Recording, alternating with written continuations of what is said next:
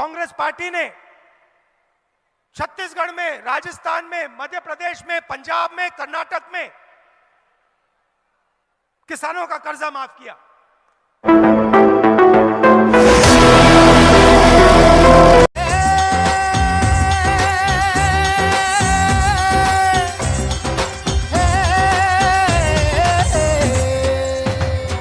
ખેડૂતોની સમૃદ્ધિમાં, ડેરી ઉદ્યોગની વૃદ્ધિમાં, સહકારની સાહસિક વૃત્તિમાં, પ્રગતિની સૌ પ્રવૃત્તિમાં કોંગ્રેસ કરાવેલા લાભ ગામે ગામ બોલે છે। કોંગ્રેસનું કામ, કોંગ્રેસનું કામ, કોંગ્રેસનું કામ બોલે છે। કોંગ્રેસનું કામ, કોંગ્રેસનું કામ, કોંગ્રેસનું કામ બોલે છે। पूरे गुजरात से यहां आज कांग्रेस के कार्यकर्ता आए हैं। 25 साल से आप क्या सह रहे हो, मैं समझता हूं। आपकी लड़ाई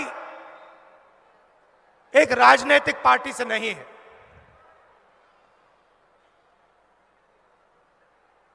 यह लड़ाई कांग्रेस और बीजेपी के खिलाफ नहीं है, बीच में, इनके बीच में नहीं है। सबसे पहले आपको समझना होगा कि आप किस चीज के खिलाफ लड़ रहे हो, किसके खिलाफ लड़ रहे हो। देखिए,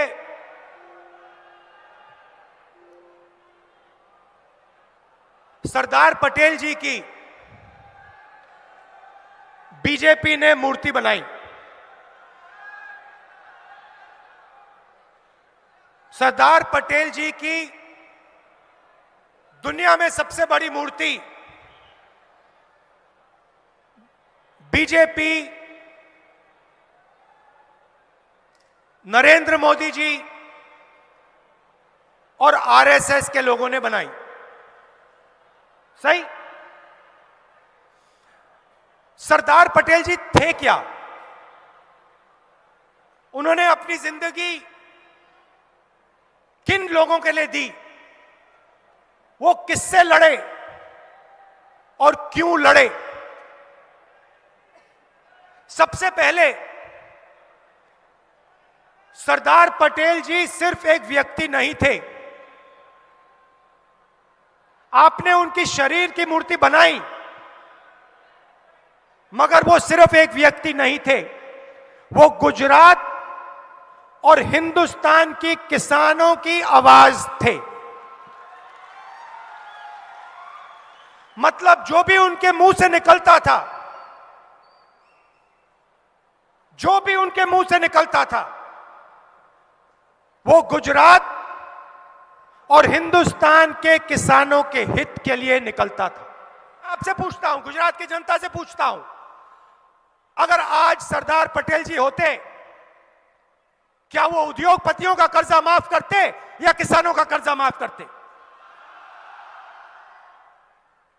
अगर आज सरदार पटेल जी होते तो किसानों के खिलाफ वो ये 3 कानून कभी लाते? सवाल ही नहीं उठता। मर जाते मगर ये कानून नहीं पास होने देते। नोटबंदी से जो छोटे व्यापारी हैं, मिडिल साइज व्यापारी हैं, उनको फायदा हुआ? आप किसी भी दुकानदार से पूछ लीजिए, आपको बताएंगे, सब के सब बताएंगे कि नोटबंदी ने हमें नष्ट कर दिया, गलत जीएसटी लागू की। वही सवाल आप फिर से पूछिए, किसी भी दुकानदार से पूछिए, जीएसटी से आपका फायदा है या नुकसान, वो आपको बताएगा नुकसान, नुकसान, नुकसान।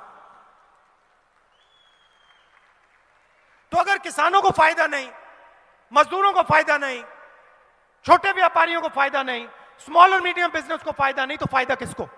आपको याद होगा, कोविड आया था, याद है? भूल गए? याद है ना? आपको मालूम है गुजरात में कितने लोगों की मृत्यु हुई?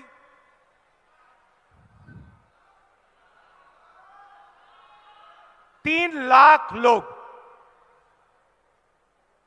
3 लाख लोगों की मृत्यु हुई। आपने सोशल मीडिया पे, व्हाट्सएप पे, फेसबुक पे आपने देखा होगा, अस्पताल के सामने आपने लोगों को देखा होगा।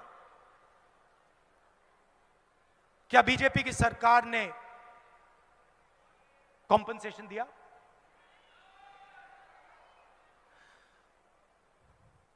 सरदार पटेल जी की इन्होंने मूर्ति बनाई। अगर आज सरदार पटेल जी जिंदा होते और आप उनसे पूछते, सरदार पटेल जी गुजरात में 3 लाख लोग कोविड के शिकार हुए, क्या उनको कॉम्पनसेशन, उनके परिवारों को कॉम्पनसेशन दिया जाना चाहिए, हां या ना? सरदार पटेल जी क्या कहते? क्या सरदार पटेल जी कहते नहीं देना है कॉम्पनसेशन? सवाल नहीं उठता। तो जो सरदार पटेल जी कहते वो कांग्रेस पार्टी करेगी। 4 लाख रुपए कॉम्पनसेशन हर व्यक्ति को देगी। किसानों का बिजली बिल माफ करेगी और 300 यूनिट बिजली के जनरल कस्टमर्स को देगी। 3000 इंग्लिश मीडियम स्कूल और लड़कियों के लिए मुफ्त में शिक्षा कांग्रेस पार्टी देगी।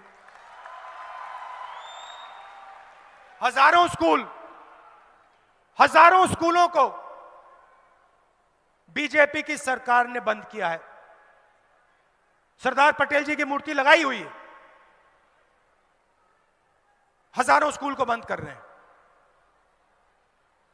तो हम 3000 इंग्लिश मीडियम स्कूल खोलेंगे और मुफ्त में लड़कियों को शिक्षा देंगे। और जो मिल्क प्रोड्यूसर्स हैं उनको 5 रुपए की सब्सिडी, और गैस सिलेंडर जो आज 1000 रुपए का है वो हम 500 रुपए में देंगे। जो यूपीए के समय में 400 रुपए हुआ करता था, जो आज 1000 रुपए है। और सबसे बड़ी चीज जिससे मैं खत्म करना चाहता हूं, बेरोजगारी और महंगाई। मैंने आपसे कहा कि बीजेपी की पॉलिसीज ने, नोटबंदी ने, जीएसटी ने जो स्मॉल और मीडियम बिजनेसेस हैं, छोटे व्यापारी हैं, उनकी रीढ़ की हड्डी तोड़ दी है। भाई और बहनों, सच्चाई यह है कि 2-3 अरबपति इस प्रदेश को रोजगार नहीं दे सकते हैं। रोजगार कौन देता है? रोजगार छोटे बिजनेस, स्मॉल और मीडियम बिजनेस, व्यापारी और किसान देता है। और जब तक इनकी सरकार नहीं बनेगी, जब तक किसानों की, छोटे व्यापारियों की, स्मॉल और मीडियम बिजनेस वालों की सरकार नहीं बनेगी, जो सरकार उनकी पूरी मदद करे, तब तक इस प्रदेश में रोजगार पैदा नहीं हो सकता है। आप जितनी भी कोशिश कर लीजिए, अगर स्मॉल और मीडियम इंडस्ट्री मजबूत नहीं हुई गुजरात में, यहां पे रोजगार पैदा नहीं हो सकता। अगर बैंक के दरवाजे किसानों के लिए, स्मॉल और मीडियम बिजनेसेस के लिए, डायमंड इंडस्ट्री के लिए, टेक्सटाइल इंडस्ट्री के लिए नहीं खुले, तो यहां पे रोजगार पैदा नहीं हो सकता है। और गुजरात के जो युवा हैं भटकते फिरेंगे, मगर उनको रोजगार नहीं मिलेगा। और कांग्रेस पार्टी का फोकस उन युवाओं को रोजगार देने पर होगा। पूरा का पूरा फोकस हम गुजरात के युवाओं को रोजगार देने में लगा देंगे और 10 लाख युवाओं को हम रोजगार देंगे।